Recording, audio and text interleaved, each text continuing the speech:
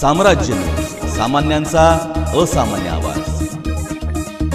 आषाढी एकादशीच्या महापूजेनिमित्त राज्याचे मुख्यमंत्री देवेंद्र फडणवीस हे सोलापूर दौऱ्यावर येऊन गेले।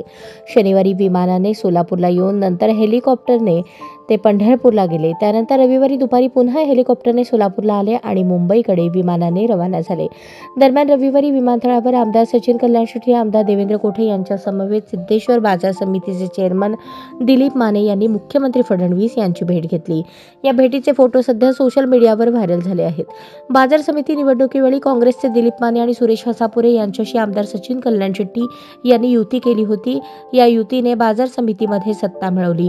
सभापती निवडीही या चारही नेत्यांनी मुख्यमंत्री फडणवीस यांची भेट घेतली होती। दरम्यान आता सोलापुरात देवेंद्र फडणवीस यांच्या स्वागताला दिलीप माने गेल्याने माने यांचा भाजप प्रवेश निश्चित असल्याचे बोलले जात असून अजित पवारांनाही तितकेच जवळचे असणारे दिलीप माने हे कोणता राजकीय निर्णय घेतात याकडे सर्वांचे लक्ष लागून आहे। आगामी जिल्हा परिषद, पंचायत समिती, महापालिका निवडणुकीच्या पार्श्वभूमीवर काही दिवसात निश्चितच सोलापुरात नवी राजकीय समीकरणे पाहायला मिळतील, हेही तितकेच खरे।